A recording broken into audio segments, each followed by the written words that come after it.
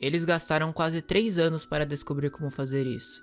Seu pai e Sirius eram os alunos mais inteligentes da escola. Foi uma sorte, porque se transformar em animago é uma coisa que pode sair barbaramente errada. É uma das razões porque o Ministério acompanha de perto os que tentam. Pedro precisou de toda a ajuda que pôde obter de Tiago e Sirius. Finalmente, em nosso 5º ano, eles conseguiram. Podiam se transformar em um animal diferente quando queriam.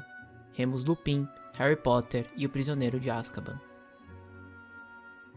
A animagia é a habilidade adquirida por um bruxo ou bruxa para transformar sua forma física na forma de um animal.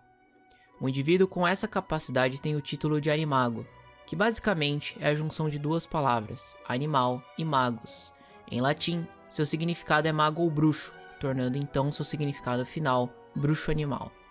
Durante toda a história do mundo bruxo, nos deparamos com indivíduos capazes de se transformar em animais à sua vontade, sem o uso de uma varinha e muito menos de um encantamento. Esse, inclusive, é o grande trunfo de um animago. Muitos dos indivíduos que acabam se tornando um animago o fazem para poder praticar algum ato que desobedeça as leis mágicas, sem ser reconhecido ou pego. Porém, muitos outros, como a professora Minerva McGonagall, o faz para se aprofundar nos conhecimentos da transfiguração. Ao contrário de um feitiço de transfiguração, que é capaz de mudar a forma de um bruxo para de um animal, a animagia não reduz a capacidade cognitiva de um bruxo.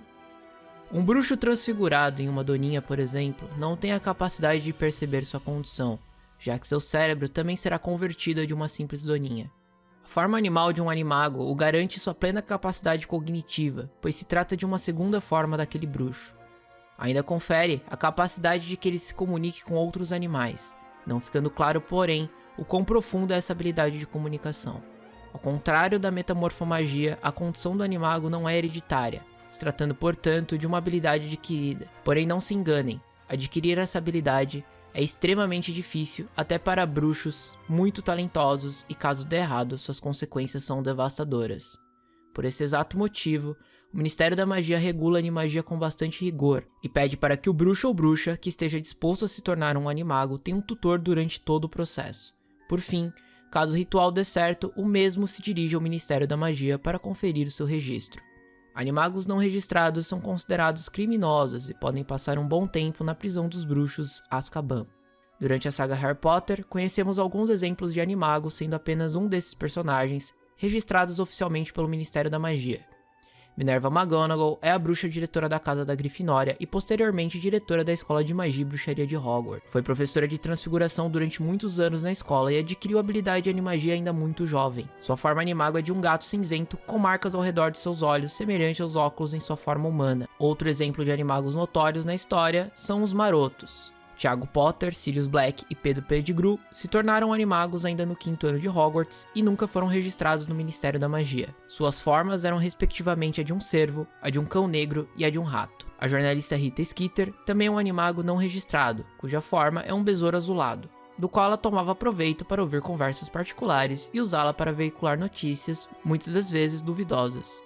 Apesar de ser uma tarefa extremamente difícil, em Ouagadougou, escola de magia localizada no continente africano, a animagia é comum, tendo muitos dos seus alunos com seus 16 anos capazes de se transformar em elefantes e chitas. Como eu havia dito, o processo para se tornar um animago não é nada fácil, e consiste primeiramente que o candidato seja excelente na arte das poções e transfiguração. O processo tem início na primeira lua cheia do mês, onde nesta noite, o bruxo deve colocar embaixo de sua língua uma folha de mandrágora, e deve mantê-la em sua boca durante todo aquele mês até a última lua cheia. Se durante esse processo o bruxo engolir ou cuspir a folha, ele deverá começar tudo de novo.